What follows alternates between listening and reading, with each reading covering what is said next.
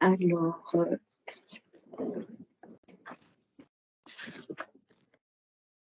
Bonjour. Bonjour, monsieur. Bonjour. On va peut-être attendre une petite minute. Oui, peut-être que monsieur Mignonne se connecte pour pouvoir enchaîner. Ah, Jacques Leroux est là. Ça y est. Hello. Salut, ça va Jean-Christ, mais si tu es là, tu vas pouvoir parler à ma place. Pourquoi? Non, restez tous, parce qu'il y aura peut-être Vous des déconnectez, questions. Jacques? Non, non. bon, il est 11h30 de toute manière, on peut peut-être commencer. Ok. Parce que du coup, c'est pas grave si monsieur Mignonne n'est pas connecté encore, étant donné que Jacques Leroux est connecté, on changera un peu les différentes interventions. Et je pense qu'on aura peut-être le temps aux questions sur cet atelier.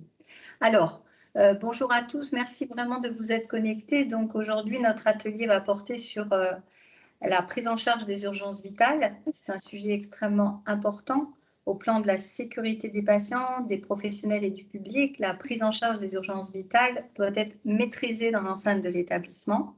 C'est un risque qui est intégré dans le cadre de la certification et du manuel de certification dans d'autres risques, mais même s'il est intégré dans d'autres risques, l'établissement peut bien évidemment y être confronté, et le point commun de tout cela concerne la capacité de l'établissement à anticiper et à maîtriser cette situation avec l'élaboration de protocoles, de procédures, mais également de réponses rapides, préventives, réactives, adaptées, graduées, opératoires, afin de faire face à ces événements. Donc, le risque la prise en charge des urgences vitales est vraiment un impératif. L'établissement doit donc s'organiser pour disposer d'une réponse, comme je vous le disais, adaptée, opérationnelle, et c'est donc une urgence vitale, et donc bien évidemment cela nécessite une prise en considération des actions à mener dans le cadre de ces urgences vitales, et puis une information très transversale, globale et et très transversale, qui concerne l'ensemble des professionnels, puisque ça concerne également les professionnels de santé, les usagers, le public, etc., etc. Donc, sans plus attendre, je vous propose, après cette brève introduction, puisque ça va être bien largement développé par des experts du sujet, je vous propose de démarrer notre atelier sur la prise en charge des urgences vitales. Alors, normalement, nous devions avoir une première intervention sur les obligations juridiques autour de ces urgences vitales. Je ne sais pas si monsieur Mignonne est connecté. Oui. Ah, très bien. Eh bien, alors, on démarre. Monsieur Mignonne, je vous laisse la parole et je vous remercie. Oui, merci Madame Hazard. Bonjour tout le monde. Donc, Adrien Mignonne, je suis responsable du service contentieux, service juridique au CHU de Nice. J'interviens pour un petit point juridique sur l'urgence vitale, notion d'urgence vitale en droit. Et je vais commencer un peu à rebours par rapport à ce qui est inscrit sur le slide, puisque l'urgence vitale en droit n'est indiquée vraiment dans les textes que lorsque l'on parle du consentement. C'est-à-dire que on a beaucoup de questions, savoir si on peut opérer un patient, dans quel cadre on est autorisé à le faire quand il n'est pas en état d'exprimer sa volonté. Eh bien, l'urgence vitale est citée dans les textes comme une des conditions qui peut vous permettre à vous médecins de passer au-delà du consentement du patient quand le pronostic vital est engagé, quand il y a une urgence vitale et qu'il faut faire un geste médical, eh bien, vous pouvez procéder. C'est aussi important, j'ai eu pas mal de demandes dans le cadre de mineurs. Alors, c'est que c'est un petit peu résiduel chez nous, mais quand même, ça existe, notamment en chirurgie vasculaire, j'ai eu ça, et pour tout ce qui est l'IUSC, où on a du mal à recueillir le consentement des deux parents. Eh bien là, s'il y a une urgence vitale, si le pronostic vital est engagé, eh bien on peut passer outre le consentement des parents. c'est le point où cela est indiqué. Je le redirai encore une fois, mais cette urgence vitale, pour qu'elle soit efficace et que l'on puisse s'en passer pour le consentement, eh bien, ça doit être tracé dans le dossier et médicalement justifié. Mais là, c'est, je dirais, votre jugement, votre métier. Je pense que monsieur le professeur Levrault, dans le cadre de son intervention, définira l'urgence vitale au sens médical. Autre point sur lequel je voulais insister, c'est l'urgence vitale on dirait en termes de responsabilité, est-ce que cela impacte la responsabilité de l'établissement?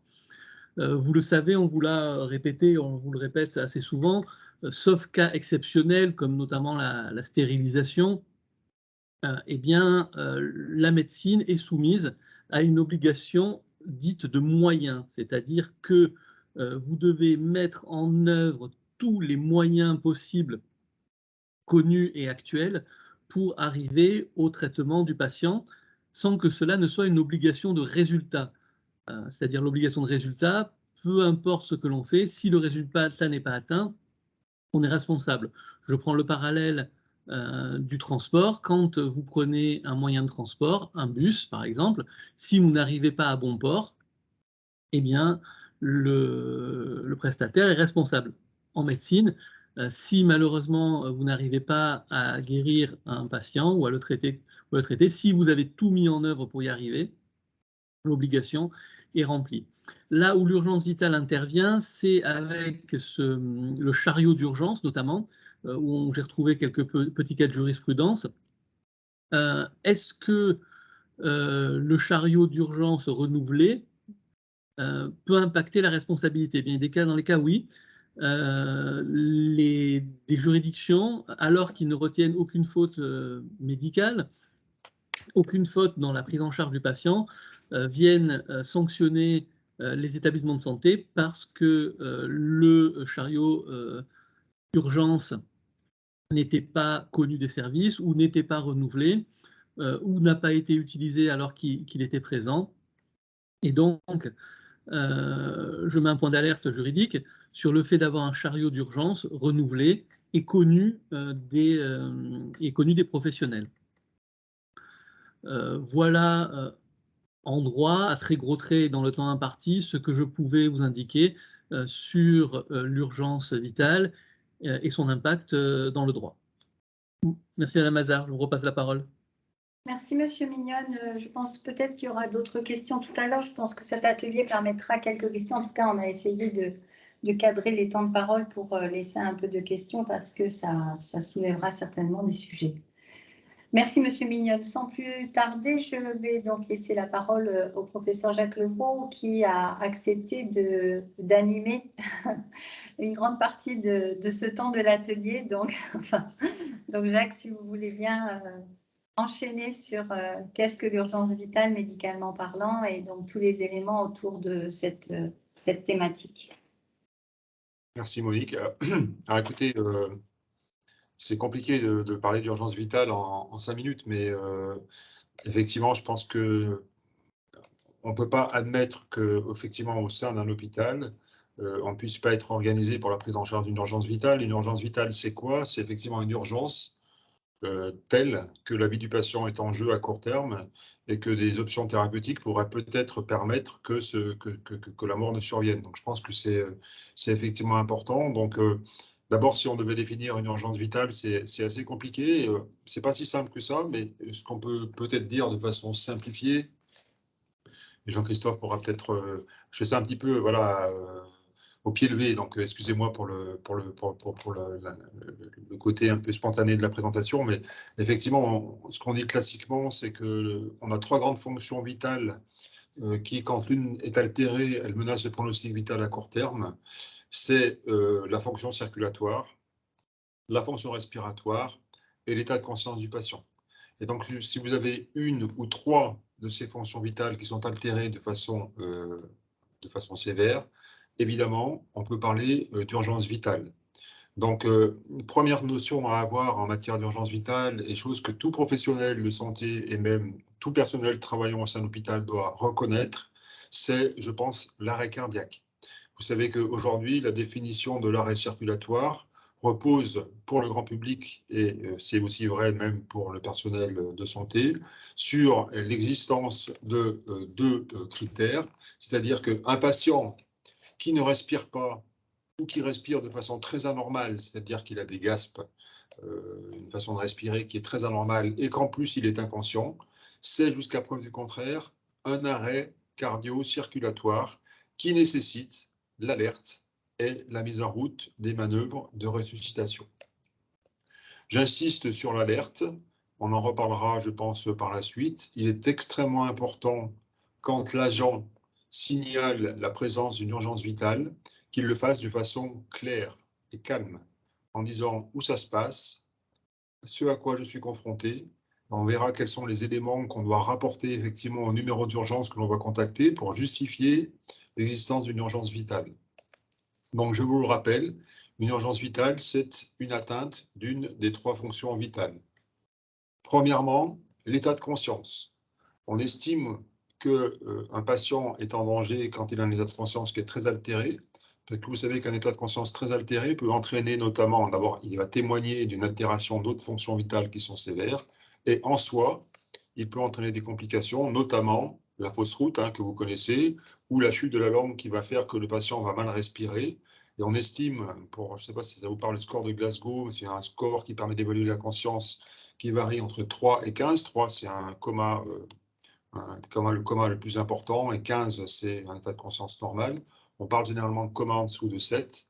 Et donc, ça veut dire que pour évaluer, sachez que pour évaluer la conscience, on se base sur l'ouverture des yeux, sur la réponse motrice et sur la réponse verbale. Et donc, grosso modo, un patient qui parle mal ou qui parle plus, qui ouvre plus les yeux ou qui ouvre les yeux à la stimulation douloureuse et qui bouge mal, voire qui ne bouge pas, ou qui répond très peu à la réponse quand on l'appelle ou qu'on lui déclenche un processus douloureux, c'est un patient qui a un état de conscience qui est altéré de façon sévère et qui nécessite effectivement de faire appel au numéro d'urgence. Si on a un doute, je pense qu'il vaut mieux pêcher par excès que par défaut, on en reparlera après, et alerter rapidement le numéro d'urgence. Deuxième fonction, c'est la fonction circulatoire. Fonction circulatoire de façon simple, 2-3 messages que l'on va donner aux agents. Méfiez-vous toujours quand vous avez un patient, vous savez, vous ne trouvez pas de pouls radial. Donc déjà, le fait de ne pas trouver de pouls radial des deux côtés, c'est un patient qui a une pression artérielle qui est basse. Méfiez-vous de mettre en route un brassard à tension automatique qui parfois va vous donner des chiffres aberrants. Et en fait, cliniquement, le fait de ne pas sentir de pouls radial des deux côtés doit être pour vous un signal de gravité extrême, c'est-à-dire que la pression artérielle systolique est basse. D'accord ? Le pouls peut être également tout petit, qu'on appelle filant. Et donc, voilà. Regardez les veines jugulaires. Est-ce qu'elles sont distendues? Est-ce qu'elles sont plates? Regardez si le patient a des sueurs. J'insisterai là-dessus. Un patient qui ne se sent pas bien et qui a des sueurs, c'est toujours un patient grave. N'oubliez pas qu'un patient qui dit « je ne me sens pas bien, je vais mourir », c'est souvent un patient qui a raison. Et donc, un patient qui a des angoisses de mort, qui dit « je ne me sens pas, ça ne va pas, je vais mourir », méfiez-vous, méfiez-vous, méfiez-vous, c'est toujours un patient qui est grave. Les sueurs, les angoisses de mort sont des choses qui sont un peu bêtes, mais les vieux professionnels de santé ont l'habitude et le savent très bien. La présence de marbrures, regardez les marbrures, notamment au niveau des genoux. La présence de marbrures, la présence d'une pâleur extrême sont aussi des signes à prendre en compte et qui peuvent témoigner d'une fonction circulatoire qui est atteinte. Enfin, je terminerai par la fonction respiratoire. Donc, toujours les trois fonctions à regarder et sur lesquelles vous serez capable de faire un retour lorsque vous allez faire votre bilan au numéro d'urgence. Essayez de compter les fréquences respiratoires. Je vous rappelle que si le patient ne respire pas et qu'il est inconscient, c'est un arrêt cardiaque. Vous allez devoir entreprendre les manœuvres de réanimation et quelqu'un d'autre va appeler le numéro de secours. Si le patient respire, comptez sa fréquence respiratoire sur au moins 30 secondes pour multiplier là par 2. Un signe de gravité, c'est un patient qui a du mal à parler, notamment aussi sur l'essoufflement. Un patient qui est tellement dyspnéique qu'il n'arrive plus à parler, c'est toujours un patient qui est grave. D'accord ? Vous savez que pendant la crise Covid, on faisait ce qu'on appelait un score de Roth. On essayait de faire parler le patient et d'essayer de le faire compter de 1 à 30. Et en fonction du numéro où il s'arrêtait, en régulation SAMU, on estimait que le patient avait une dyspnée qui était sévère. Donc, regardez la respiration, est-ce qu'elle est ample, est-ce qu'elle est profonde, est-ce qu'elle est superficielle, est-ce que le patient a ce qu'on appelle un balancement thoraco-abdominal, c'est-à-dire est-ce qu'il y a une asymétrie entre le thorax et l'abdomen quand le patient respire, est-ce que le patient recherche la position assise à tout prix et qu'il ne supporte pas d'être allongé. Tout ça sont des choses qui sont importantes et qu'il faut nommer et qu'il faut noter. Voilà. Donc, je vous rappelle les messages d'alerte. Le patient moite couvert de sueur, le patient qui a des angoisses de mort. Et je me méfie, moi aussi, là, c'est un médecin qui parle, un vieux médecin qui parle. Je me méfie toujours, là, je m'adresse aux jeunes internes, je ne sais pas s'ils sont présents. Méfiez-vous quand il y a un vieux personnel paramédical, une vieille aide-soignante, une vieille infirmière qui dit « Oh là là, je ne le sens pas, ce patient ». Parce que souvent, il y a l'œil du maquignon qui est intéressant et qui peut témoigner du fait que le patient ne va pas bien. Voilà. Donc, définir l'urgence vitale, c'est compliqué. L'urgence vitale, c'est, encore une fois, j'insiste, un patient qui a le pronostic vital menacé à court terme et donc qui nécessite effectivement d'entreprendre des gestes thérapeutiques rapides. Et ça veut dire qu'on a toujours l'altération d'au moins une des 3 fonctions vitales que sont l'état de conscience, la circulation et la respiration. J'espère avoir été clair.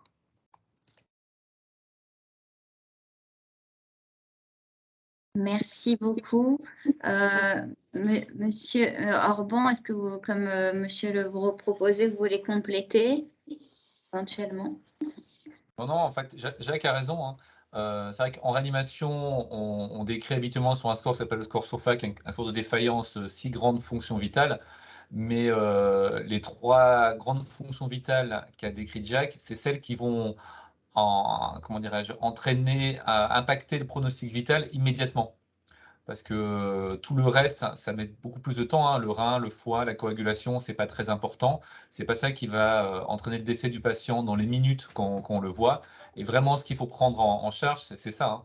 C'est-à-dire, c'est les défaillances respiratoires, hémodynamiques et neurologiques. Effectivement, et c'est vrai qu'il n'y a pas de définition consensuelle. J'avais regardé il y a quelques années pour la réanimation, hein, les défaillances, il n'y a pas un chiffre magique, ça va dépendre aussi du contexte, donc, mais globalement, c'est ça. D'accord, merci beaucoup. Floriane, peut-être avec Anita Nicole, je vous relaisse la parole. Merci. Alors bonjour, je suis Anita Nicole, je suis infirmière formatrice pour les gestes et soins d'urgence, la FGSU.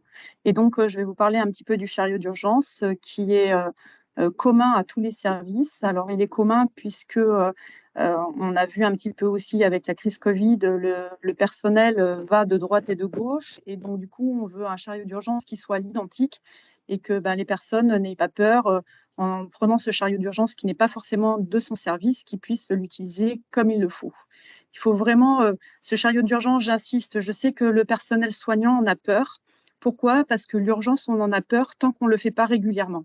Alors moi, je sors de cardio, l'arrêt cardiaque, j'en ai fait énormément, c'est quelque chose qui ne me fait pas peur. Mais ce que j'essaie vraiment de dire en formation et de vous dire aussi, c'est il faut que vous le connaissiez, votre chariot. Il faut que vous n'ayez pas peur de l'ouvrir, de regarder ce qu'il y a, ne pas, même si, alors je sais qu'il faut le vérifier régulièrement, et même si vous le vérifiez plus, c'en est que mieux. Ce chariot, il doit vraiment vous aider, il doit vraiment être comme votre chariot de pansement, comme votre chariot, par exemple, pour les aides-soignantes, pour pouvoir changer la toilette, et il faut vraiment que ça soit l'ensemble de l'équipe, que ça soit aussi une infirmière et une aide-soignante qui puisse le vérifier régulièrement, puisque quand on a un arrêt cardiaque, en attendant que le médecin arrive, j'ai qui avec moi? Eh bien, on a une infirmière et on a une aide-soignante. On est vraiment une équipe et l'équipe doit vraiment s'entraider par rapport à ça. Donc, le chariot d'urgence, il doit être connu de tous. J'insiste aussi même par rapport aux ASH. Ils font partie de votre service. Ils savent où est le chariot d'urgence. Ils peuvent vous le prendre. Ça fait gagner du temps par rapport à ça pour permettre, par exemple, à l'aide-soignante ou à l'infirmière d'aller téléphoner au médecin, comme a dit le professeur Levrault, qui est vraiment l'alerte. Elle doit être vraiment faite au départ le plus rapidement possible. Et comme ça a été dit, même si on se trompe, c'est pas grave. Il vaut mieux peut-être appeler le médecin pour qu'il vienne et quelque part, la situation, elle sera gérée comme il le faut, que de se dire « Ah ben non, j'ose pas appeler ». Il faut mieux appeler. La composition, comme je vous l'ai dit, il faut la connaître. Il faut bien sûr que le chariot d'urgence soit scellé. Pourquoi est-ce qu'on l'a scellé? Parce qu'on s'est rendu compte qu'avant, quand il nous manquait quelque chose, on regardait ce qu'il y avait dedans et on l'utilisait, on ne le remettait pas derrière. Donc, c'est pour ça qu'il a été scellé et vraiment remplacer, bien sûr, tous les médicaments ou tout le matériel qu'on utilise quand, bien sûr, il y a une réanimation après par la suite. Voilà. Je vais parler aussi donc de la formation, puisque là, j'ai parlé du chariot d'urgence. Donc, par rapport à la formation, comme je vous l'ai dit, donc, je suis infirmière formatrice pour la GSU, qui est l'attestation de formation des gestes et des soins d'urgence, qui est une obligation. Alors déjà, au niveau du CHU institutionnel, donc le CHU de Nice fait vraiment attention pour essayer de revalider les agents. Donc, on a plusieurs niveaux. Donc, je vais vous parler du niveau 1.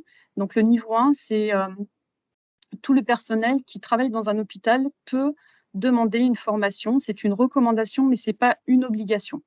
Donc, si c'est accordé, tant mieux. Et bien sûr, on essaie de privilégier les gens qui sont au plus près des malades, hein, c'est-à-dire une secrétaire médicale qui est dans une salle de consultation. C'est sûr que si elle a une formation des gestes et soins d'urgence, ça n'en est que mieux. Et c'est sûr que quelqu'un qui est plutôt dans un bureau administratif, je ne dis pas qu'on ne la formera pas, parce que j'essaie d'être juste pour tout le monde, mais elle passera peut-être en deuxième place. Et après, nous avons le niveau 2. Donc, c'est tout personnel exerçant une profession de santé. Donc, ça, c'est au niveau de la 4e partie du Code de la santé. C'est une obligation depuis 2006. C'est-à-dire que chaque agent qui sort depuis 2006 a une obligation d'avoir une FGSU valable. Quand on dit valable, la FGSU est valable pendant 4 ans. Et donc, au bout de la 4e année, on doit absolument la revalider. Et ça, j'insiste aussi en tant que personnel, vous devez faire vraiment attention à votre date de revalidation parce que les personnes qui sont responsables de leur FGSU, ce n'est pas le CHU, ce n'est pas votre cadre, ce n'est pas moi, c'est vous, c'est une carte d'identité, c'est comme votre carte d'identité, vous devez faire attention. Donc, vous devez vraiment faire attention à votre date de revalidation et ne pas attendre trop longtemps parce que si vous attendez, il faut que vous refassiez la formation dans son intégralité, c'est-à-dire 3 jours. Et déjà, c'est difficile de vous dégager pendant une journée. Alors, imaginez bien 3 jours, comme ça va être de plus en plus difficile. Donc, faites vraiment, vraiment attention à ça. Et on a aussi une formation qui existe sur les médicaments du chariot d'urgence, qui est mise en place donc pour l'instant une fois par an, pour discuter un petit peu des médicaments, savoir un petit peu les interrogations que vous pouvez avoir. Et ça, on le fait donc avec Marie-Laure Duchesne et le docteur Mignon. Je vous remercie. Je crois Alors, on l'a un petit peu dit. Attendez, il y a... Oui. Excusez-moi, il y a Madame Morel qui a levé la main. Je pense que cet atelier, on peut peut-être essayer de ne pas trop courir et puis de laisser effectivement la place aux prises de parole. Donc, Madame Morel. Oui, merci. Juste une question, parce que j'ai été alertée justement par les cadres en imagerie. On a de nombreux personnels qui ne sont plus à jour de leur AFGSU, parce que je crois qu'il y a eu beaucoup d'annulations cette année. Et le personnel, justement, s'inquiète que leurs responsabilités soient engagées puisqu'ils ne sont plus à jour. Alors, il y a plusieurs possibilités de pouvoir garder son AFGSU valable. Le CHU a mis en place donc une formation interne, hein, c'est-à-dire donc c'est que je fais, c'est-à-dire je fais attention aux dates, j'envoie des mails au cadre avec des dates pour qu'ils puissent me dégager leurs agents.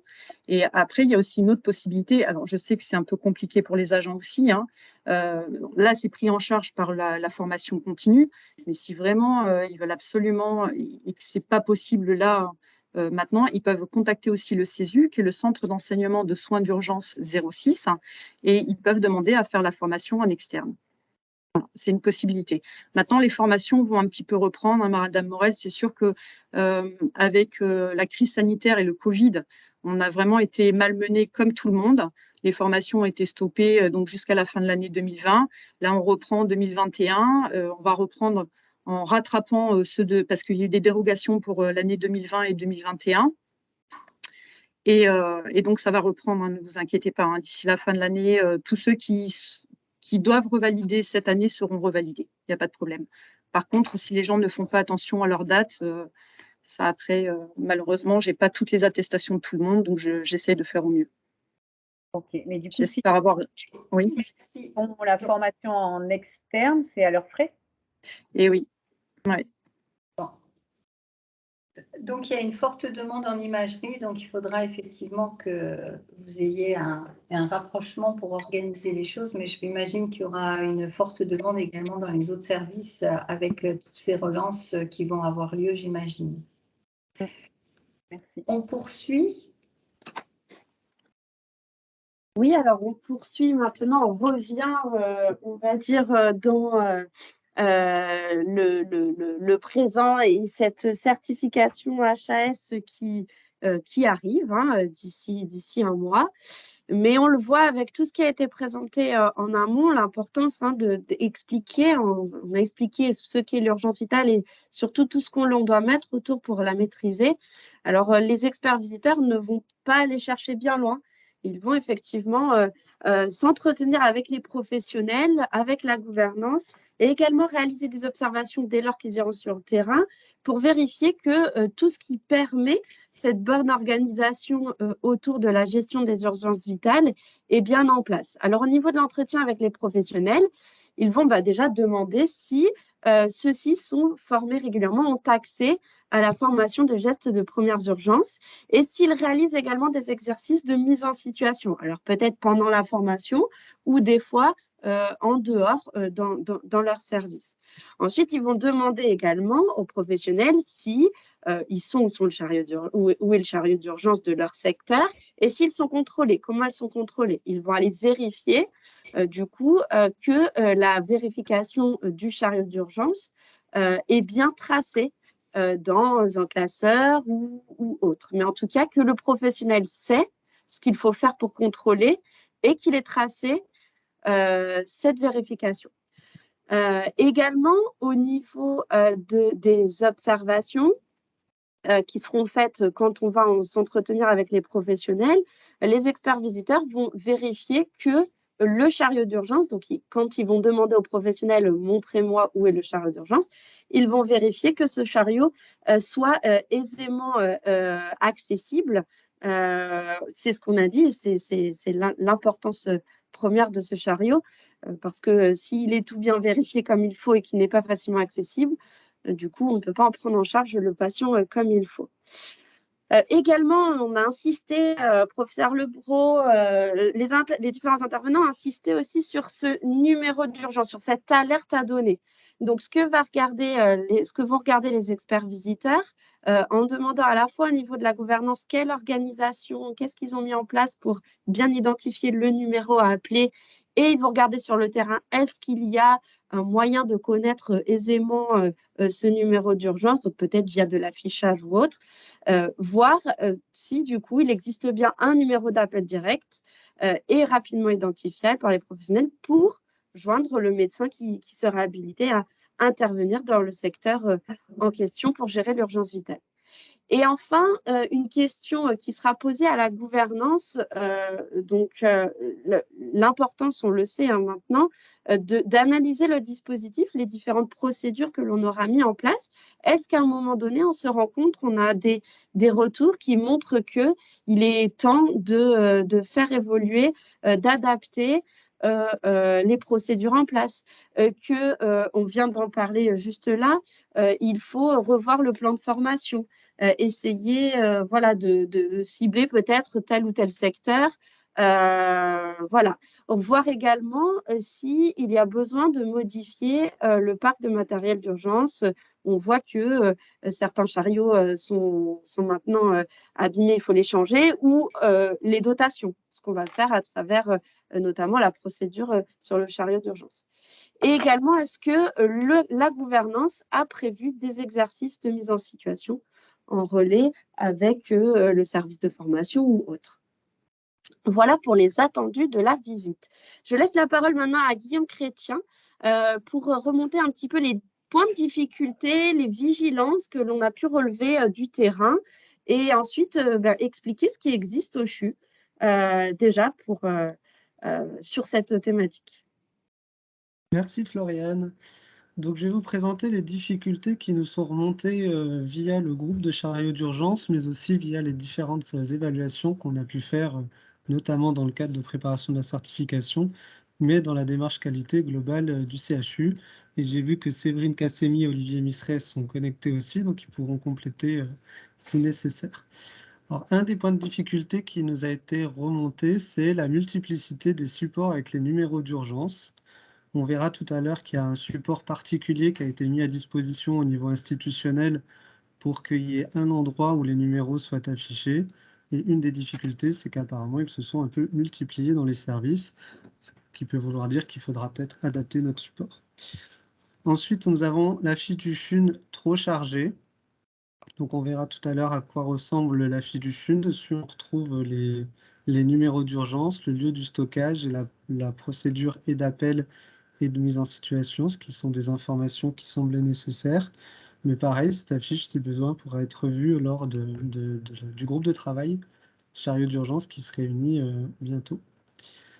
La connaissance par les professionnels du contenu du chariot d'urgence, donc Anita Nicole en parlait tout à l'heure, que certains professionnels peuvent craindre le chariot d'urgence par méconnaissance, et donc la vérification régulière et la procédure qui décrit le contenu du chariot d'urgence peuvent permettre d'en connaître le contenu.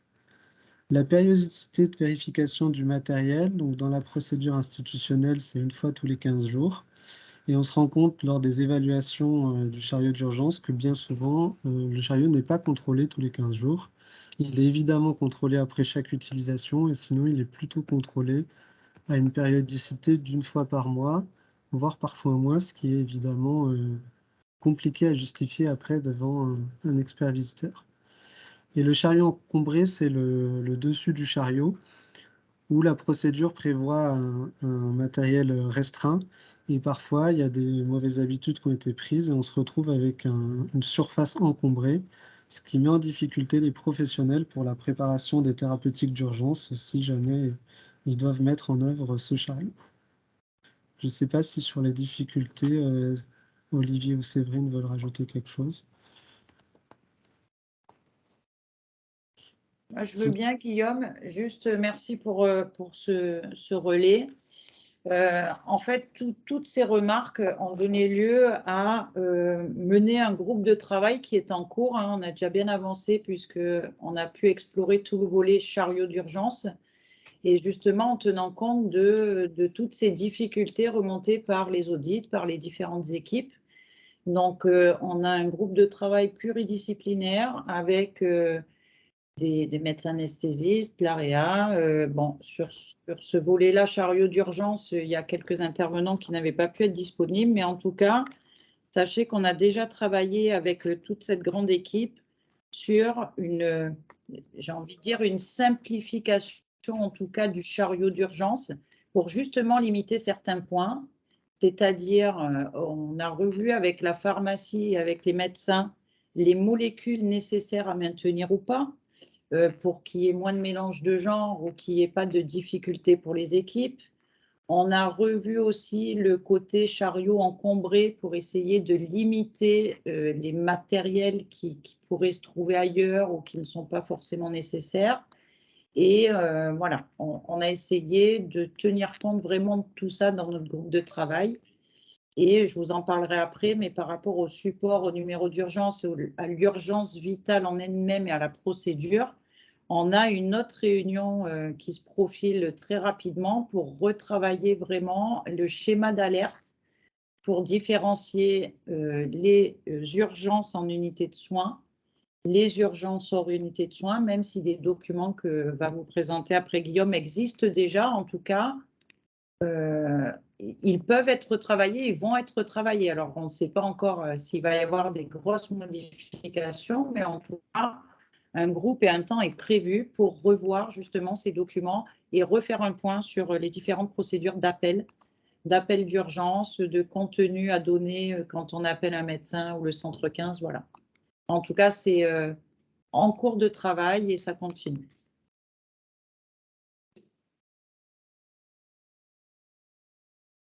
Alors, qu'est-ce qui existe aujourd'hui au CHU et où est-ce qu'on le trouve? Donc, nous avons des procédures qui existent déjà, qui, j'espère, sont connues. Sinon, ce sera l'occasion d'en reparler. Donc, il y a la procédure qui est la prise en charge des urgences vitales en unité de soins. C'est celle qui sera donc rediscutée lors de la prochaine réunion du groupe de travail, qui décrit le schéma d'alerte et d'intervention dans le cadre des urgences vitales. Et c'est dans cette procédure qu'on trouve aussi les numéros d'urgence qui, au moment de la rédaction de la procédure, avaient été arrêtés par chaque service. Ensuite, on a son pendant qui est la procédure des urgences spontanées hors unité de soins, donc qui concerne tous les espaces du CHU qui ne sont pas une unité de soins, et où, pareil, il y a la procédure d'alerte avec le SAMU et le PPS, et d'intervention des professionnels. Ensuite, on a le mode opératoire de gestion du chariot d'urgence en unité de soins qui décrit son contenu, qui décrit les modalités de contrôle du chariot d'urgence et qui contient également les documents de traçabilité du contrôle. C'est celle-là qui a été revue lors de la première réunion du groupe de travail. On a ensuite une affiche, donc on aura un visuel de l'affiche pour que tout le monde ait la même affiche en tête qui permet de tracer les numéros d'appel dédiés à chaque service. Et bien évidemment, on a le chariot d'urgence en lui-même qui est un outil avec tout le matériel qu'il faut pour prendre en charge les urgences vitales. Dans certains services particuliers, en raison de leur public, il est décliné pour prendre également en charge les enfants. Et dans les services, notamment les services de soins critiques, il y a des prises en charge spécifiques qui sont prévues eu égard à leur activité. Ça, c'était pour tout ce qui est procédure et matériel.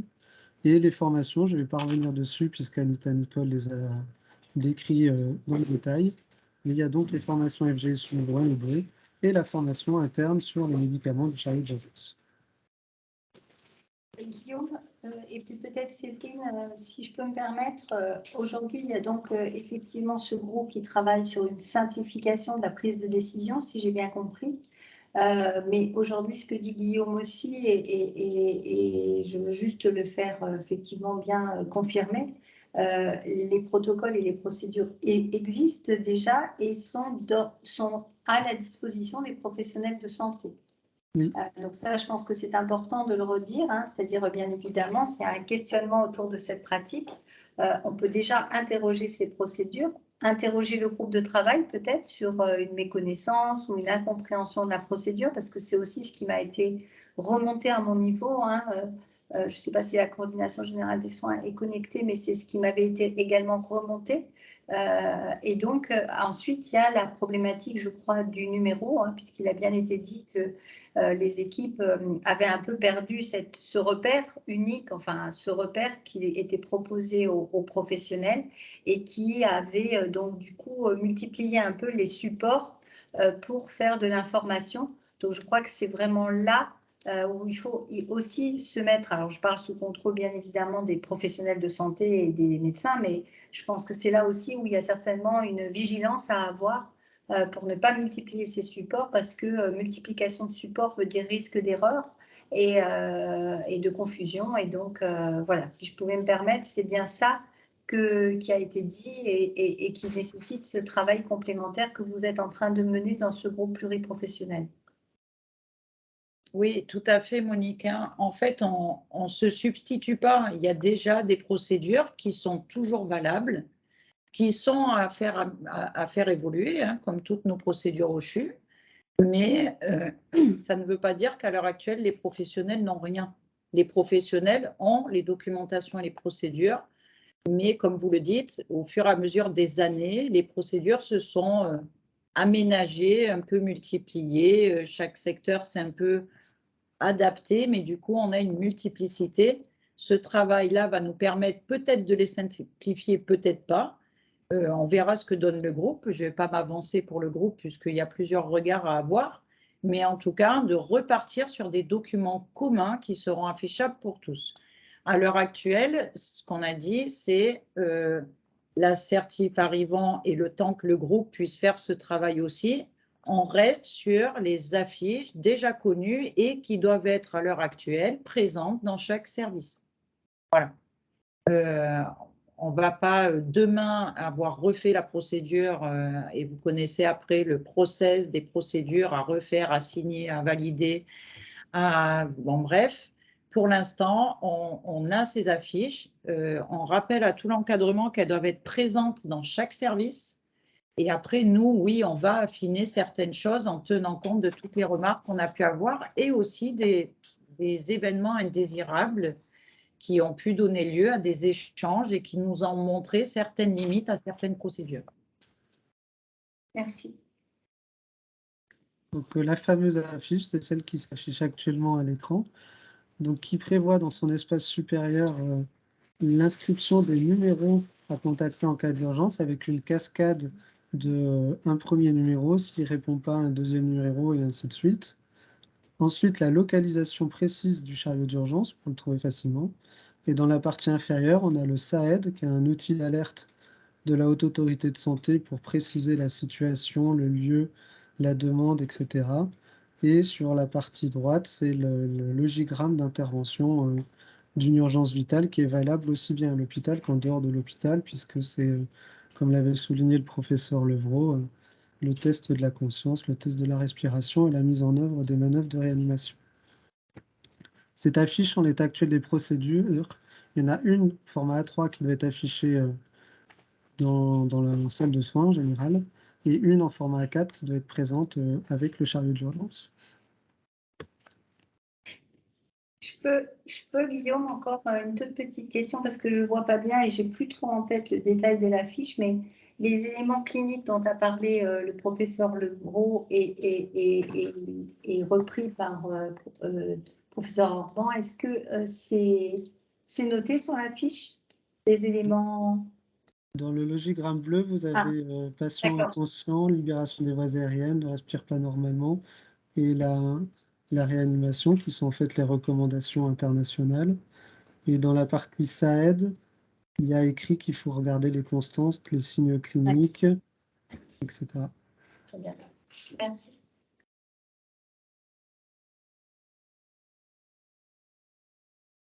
Alors, qu'est-ce qui est en cours? Bon, on en a déjà parlé, donc je vais aller vite et je vais le faire de bas en haut. L'actualisation de la fiche numéro d'urgence qui est donc avec la révision des procédures, qui est donc le travail actuellement mené par le groupe de travail sur les chariots d'urgence.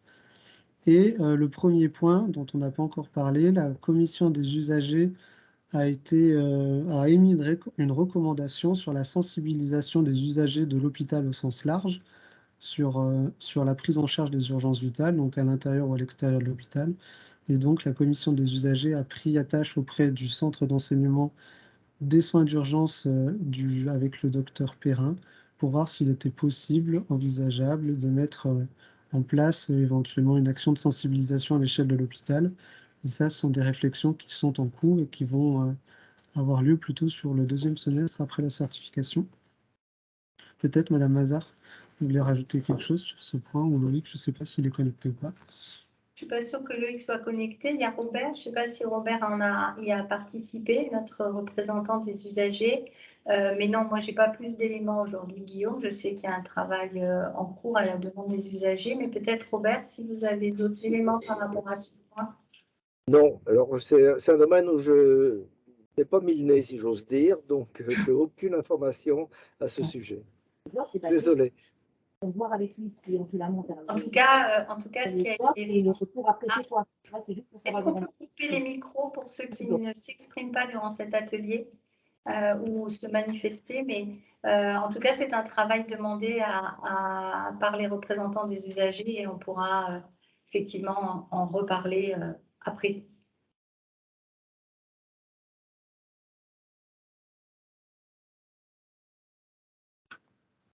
Lauriane. Bon. Oui, Carole. Ah oui, non. Du jeu. Je sais pas si vous voulez rajouter quelque chose, sinon on en vient un peu à la conclusion et au point de vigilance à apporter. Donc au regard de tout ce qui a été dit, bien sûr, c'est vraiment de faire un focus sur la vérification du matériel d'urgence par les professionnels du service, faire en sorte que les contrôles soient réalisés, qu'ils soient bien scellés. Mais peut-être que Séverine, je peux te redonner la parole pour faire ce point de conclusion et de vigilance. Alors oui, je rejoins ce que vous avez, ce qu'on dit depuis le début de l'atelier.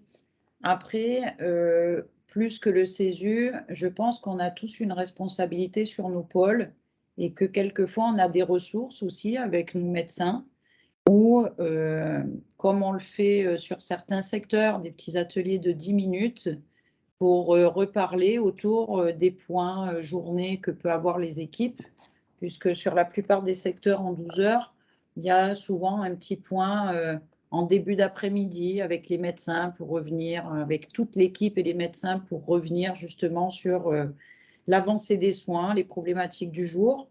Peut-être qu'on pourrait voir aussi sur chaque pôle pour mettre une petite dynamique de on se fait un petit point sur le chariot d'urgence tous ensemble et où on rediscute de l'urgence ou des signes de l'ACR. Ou... Ça se fait déjà, je sais, sur certains services. Peut-être qu'il faudrait qu'on le fasse de manière un peu plus élargie avec voilà, un petit planning et peut-être les aider aussi pour mettre ça en place. Il y a des outils existants, vous le dites, il y a des procédures. Peut-être que ça peut être aussi fait en sensibilisation sur ces temps d'échange. Après, je vois qu'il y avait Christian qui avait levé la main. Oui.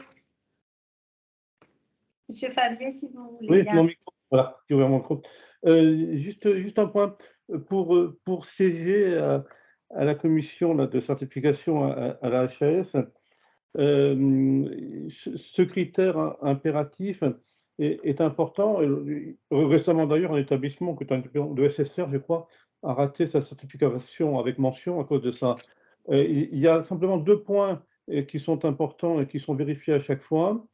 C'est le chariot d'urgence et le numéro d'appel. Et là où ça pêche habituellement, c'est que le chariot d'urgence, on ne sait pas trop où il est.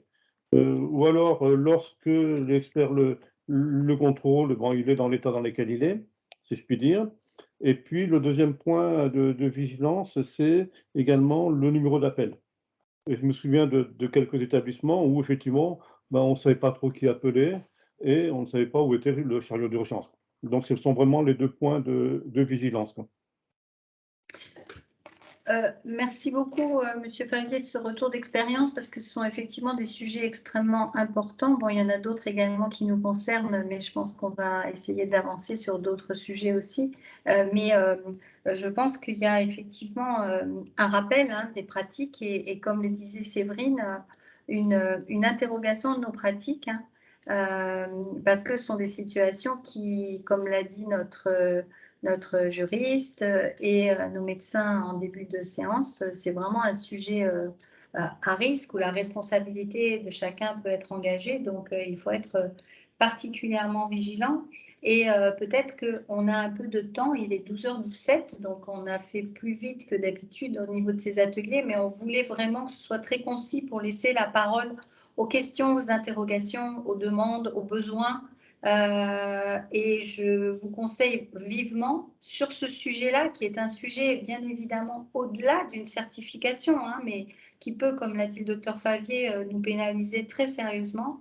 Au-delà de cette certification, c'est un geste qui est une pratique de base fondamentale qu'il faut absolument que chacun ait en tête, ne serait-ce qu'au travers des éléments cliniques que nous ont dépeint Monsieur Levrault et Monsieur Orban au départ de l'atelier, qui doit effectivement alerter les professionnels et pour lequel l'observation, l'attention, la vigilance est de mise. Et puis après, le déroulé de la procédure elle-même qui est qu'est-ce que je dois faire à toute vitesse dans des moments urgents, urgentissimes. Donc, tous ceux qui sont là, on est 50 et quelques ou plus, je ne sais pas exactement, mais c'est vraiment de communiquer sur cet atelier, de refaire passer, d'utiliser ce petit support d'une présentation très rapide sur cette thématique pour en faire un débat au niveau des équipes. Et vraiment, n'hésitez pas à nous faire remonter des questions, mais il nous reste un petit peu de temps. Donc, je laisse la place aux questions, aux interventions, aux remarques et aux demandes. Merci beaucoup. Alors, Monsieur Favier, vous leviez encore la main ou c'est une ancienne main? Non, c'est bon? C'est une vieille main. C'est une vieille main. Je crois qu'il y a Madame Revel qui a levé la main. Bonjour tout le monde. Question, est-ce que vous pensez, Guillaume, que la nouvelle affiche simplifie en tous les cas tel que la voit le nouveau groupe, sera prête pour l'accréditation ou on sera... Non. Donc, on remet à jour l'ancienne? OK.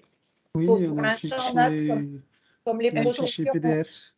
Voilà. Est-ce qu'on peut avoir des anciennes? Parce que là, nous, on est en train de faire des travaux, donc on les a un peu enlevées. Elles sont un peu moches et un peu vieilles. Nat, on a prévu lors du groupe justement de le réenvoyer en PDF à tout le monde pour comme ça, on peut les exiger. On sortir. attendait l'atelier d'aujourd'hui justement pour sensibiliser. On a prévu de refaire un envoi PDF à tout le monde pour que les cadres s'assurent qu'elles soient vraiment présentes dans tous les secteurs nécessaires. D'accord, merci.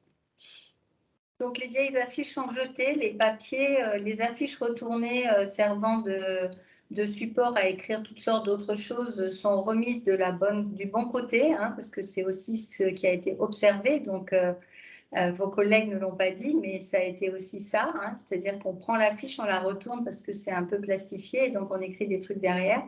Donc non, cette affiche, elle est dédiée aux urgences vitales et il faut respecter ce principe et il faut qu'on puisse le retrouver. Donc merci au groupe de refaire ce travail pour pouvoir recommuniquer l'affiche et une seule affiche dans un service de soins et pas 50 supports accrochés n'importe où. Madame Nadam?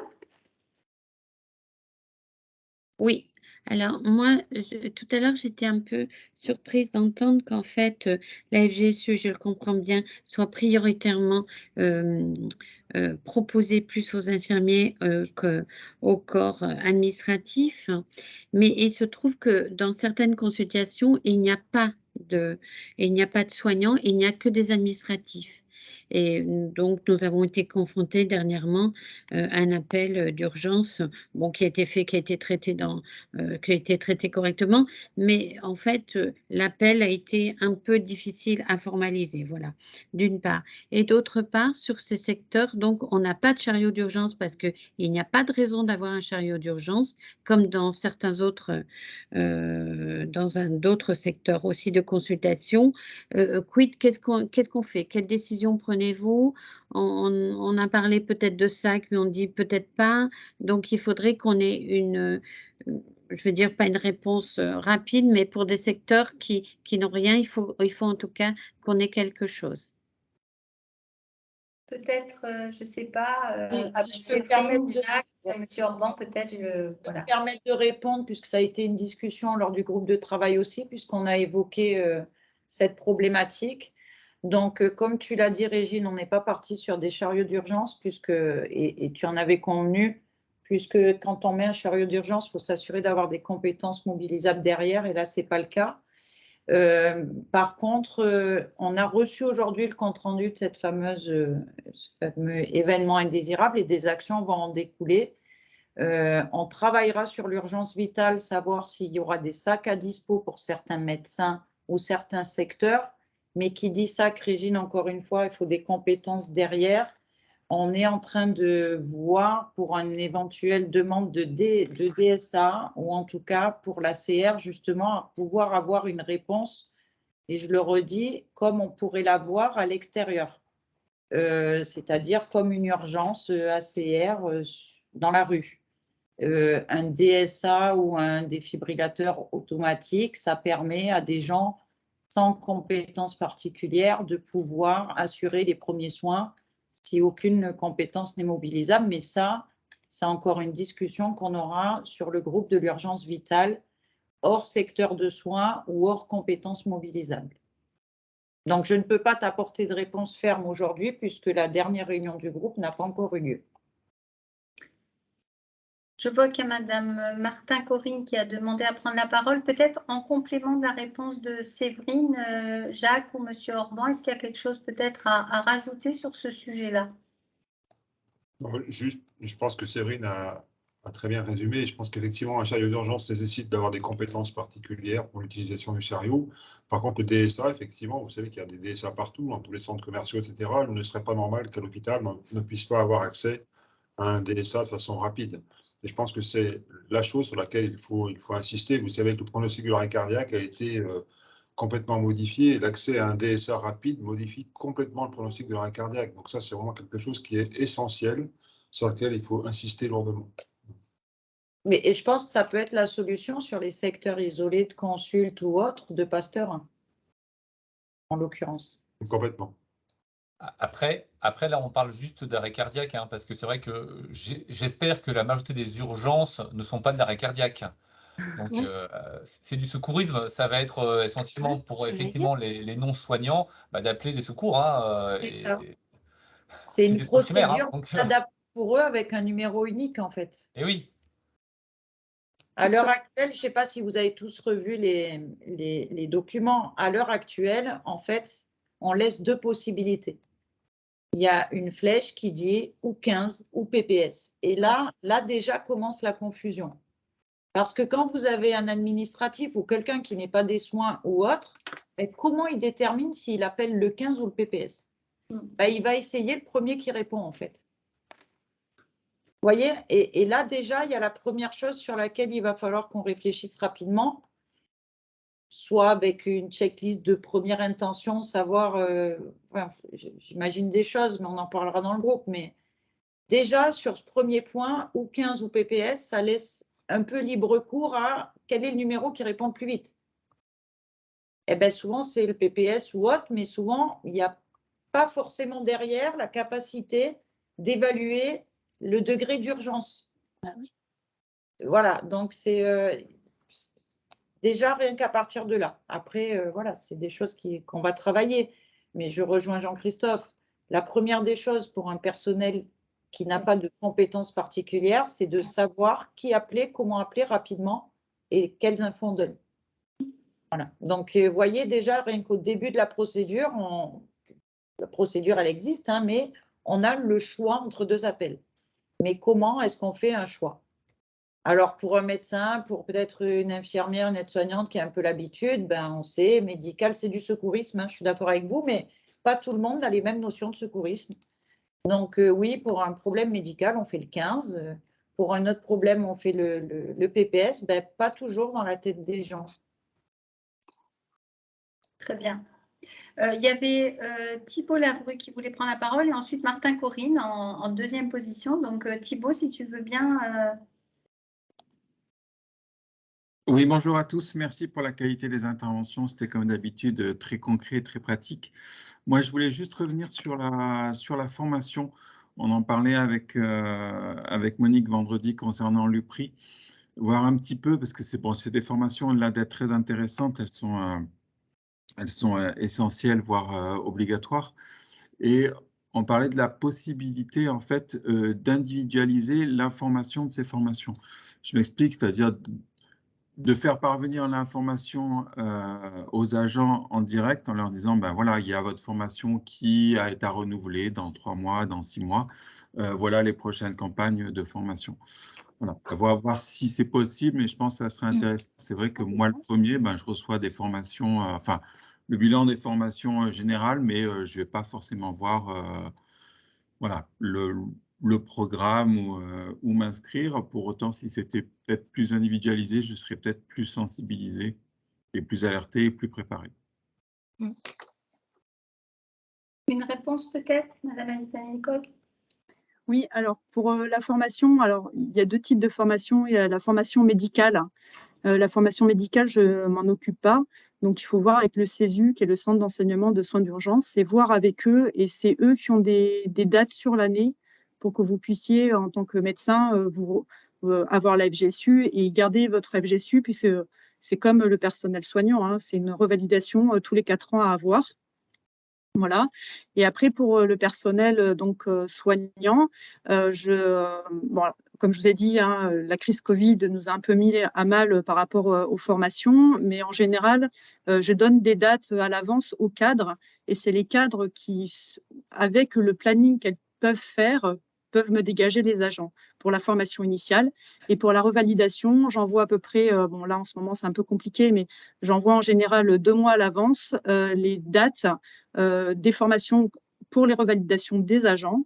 Et c'est pareil, c'est au cadre de m'inscrire sur les dates qui sont prévues, où elles peuvent dégager leur agent pour pouvoir leur permettre de faire leur revalidation d'AFGSU. Voilà. Parfait, merci. Je crois qu'il y avait Madame Martin qui voulait prendre la parole. Oui, bonjour. Alors je vais parler un peu à double casquette parce que j'ai eu un temps où j'étais monitrice de secourisme, donc j'enseignais à la population. Et j'étais aussi maîtrise secrétaire du travail, mais dans ce qui était bâtiment. Et c'est vrai que c'est dommage, c'est qu'avec la réforme de la GSU, on a spécialisé par rapport aux soignants, on a enrichi sur certaines choses, mais on a perdu les bases. Et en même temps, je pense qu'on a perdu aussi le fait de former par les bases simples du secourisme, hein, de niveau 1. Et c'est ça qui est dommage. Je pense que certaines personnes, normalement, à une époque, quand on rentrait à l'hôpital, il y avait une obligation d'avoir les gestes d'urgence de base. Et je ne suis pas sûre que ça soit encore le cas. Et c'est vrai que ça permettrait aussi les gens de peut-être mieux connaître ou mieux agir. Parce qu'éventuellement, oui, dans l'urgence, il n'y a pas que l'arrêt cardiaque, et Dieu merci, mais il y a plein d'autres choses. Excusez-moi, plein d'autres choses et qui peuvent être plus. Donc, c'est éventuellement peut-être refaire des petits ateliers comme on fait là, un peu plus souvent, pour peut-être aussi revoir les choses et puis resensibiliser. Et puis éventuellement, oui, arriver après sur de la GSU, mais que chacun ait plus un automatisme plus facilement. Si je peux me permettre, alors j'aurais du mal à répondre à l'ensemble de votre question, mais je sais que, alors je ne sais pas si la DRH est connectée, mais c'est vrai que le lundi matin pour la direction, ça tombe un peu mal parce qu'il y a une autre réunion systématique tous les lundis en fin de matinée. Mais merci à ceux qui arrivent à se connecter. En tout cas, je sais que la DRH est en train de revoir le support de l'accueil des nouveaux diplômés, enfin l'accueil des nouveaux agents globalement. Et on est en train de rebalayer les thématiques. Et cette thématique fait partie effectivement des sujets, donc il faudra bien sûr voir avec les capacités de formation derrière et d'ateliers ou de petits mises en situation, mais ça a été un sujet qui a été effectivement évoqué parce que effectivement c'est important. Il me semble, hein, mais je parle sous contrôle de nos professionnels, il me semble qu'il y a quelque temps, on avait l'obligation en arrivant au CHU d'avoir cette formation-là, non ? Comment je fais pour parler? Vas-y, c'est bon. Juste, Corinne, par rapport à ce qui a été dit, je veux juste faire la différence entre gestes de premier secours et la FGSU. Les gestes de premier secours, c'est bien sûr la base pour tout le monde. Et là, on insiste plus pour les gestes d'AFGSU puisque les études ont montré, et ça je l'avais dit en formation, que justement sur l'arrêt cardiaque à l'hôpital, on était moins bon qu'à l'extérieur. Pourquoi? Parce qu'il y avait beaucoup de gens, parce qu'on ne savait pas quel numéro appeler, on ne savait pas forcément où étaient les chariots d'urgence. Et donc du coup, il y avait une perte pour le patient. C'est pour ça que l'AFGSU est devenue obligatoire pour le personnel soignant. Maintenant, les gestes de premier secours, je l'entends, hein, ce que tu me dis, hein, c'est sûr que, bien sûr que les secrétaires devraient l'avoir aussi, et je suis la première pour que tout le monde, même à l'école, puisse l'avoir. Après, c'est pas enfin, je ne dis pas que ce n'est pas sur l'hôpital, hein, je dis juste que vraiment, l'hôpital, on veut être quelque part, entre guillemets, augmenter, enfin, être meilleur dans ce qu'on fait. Et quand on est meilleur dans ce qu'on fait, notamment sur la FGSU, c'est ce qu'on voit par rapport au service, comment est-ce qu'on prend en charge avec une infirmière, une aide-soignante et le chariot d'urgence et les numéros d'alerte, une procédure qui soit vraiment au mieux pour le patient. C'est vraiment pour le patient. Je ne dis pas qu'à l'extérieur, ce n'est pas pour le patient, mais on revient à ce qui a été dit. Ils essayent de faire au mieux dans la rue et ils vont appeler le 15 et en attendant, ils vont mettre le défibrillateur et ils vont peut-être faire ce que le 15 leur dit de faire. Alors qu'en tant que professionnel de santé, on doit être beaucoup plus pointu. On doit essayer d'anticiper ce qu'on pourrait essayer de mettre en place pour que ça soit mieux pour le patient après derrière. Donc c'est pour ça que cette formation d'AFGSU est beaucoup plus pointue et il y a une différence entre les deux et on ne peut pas forcément les mettre sur le même piédestal avec un niveau 1 et un niveau 2, puisque le niveau 1 qui serait du personnel qui travaille dans l'hôpital, mais qui n'ont pas les compétences, comme a dit Madame Kassemi, par rapport aux chariots d'urgence, on ne peut pas leur demander de faire ce qu'une infirmière pourrait faire, elle. Donc, c'est pour ça qu'il y a cette petite différence-là. Corinne. Ah oui, je suis tout à fait d'accord avec toi. Oui, moi, je parlais bien des personnes qui n'étaient pas soignants et qui éventuellement pouvaient participer, collaborer ou se retrouver seuls. Le cas, par exemple, peut-être ces consultations, ou même, je pensais en même temps, moi, les gens qui sont dans les jardins et qui sont au niveau des autres services qui ne sont pas soignants, voilà, de soins. Merci beaucoup. Cette notion d'anticipation, effectivement, elle est primordiale et elle est effectivement très pointée par les experts visiteurs. Écoutez, il est 12h34. Est-ce que je peux poser juste une question au groupe, donc à Séverine? Est-ce que s'il y a par exemple des questions supplémentaires, parce que c'est vrai qu'on a mis à votre disposition une foire aux questions, hein, mais que sur les questions, on ne remonte pas beaucoup, il n'y a pas beaucoup de questions qui nous remontent suite à ces ateliers, parce que peut-être que les gens ont envie de plus en parler. Et d'ailleurs, on maintiendra ces ateliers sous une forme peut-être un peu moins fréquente, parce qu'il y a une logistique très lourde et j'en suis désolée parce qu'on vous sollicite de façon urgente pour parler la veille pour le lendemain presque, mais c'est vrai qu'on essaye de tenir un rythme pour pouvoir vous faire passer les messages qui nous semblent être des messages essentiels et pour lesquels les professionnels de santé eux-mêmes nous demandent hein, de faire ces petits ateliers, mais on n'a pas beaucoup de questions qui remontent sur le site. Est-ce que éventuellement, Séverine, si des personnes qui écoutent l'atelier ou qui vont l'écouter à distance ont des questions là, aujourd'hui, tout de suite, pour essayer de corriger quand même quelques pratiques, parce que bien évidemment, il y a un enjeu à terme de sécurisation des prises en charge et de sécurisation des professionnels eux-mêmes au travail, mais il y a aussi un enjeu à très court terme qui est la certification. Et on connaît l'impact qu'une non-certification d'un établissement pourrait avoir sur beaucoup de choses au niveau de notre établissement. Est-ce qu'on peut vous contacter? Et qui? Est-ce que c'est vous, Séverine, ou pas? Alors, on peut centraliser par mail en mettant Guillaume, Olivier et moi. Comme ça, on se fera le relais auprès du groupe et auprès des intervenants, puisqu'on dans le groupe, nous avons des médecins urgentistes, des médecins anesthésistes, des médecins réa, anesthésistes réa. Enfin, on a un groupe très fourni.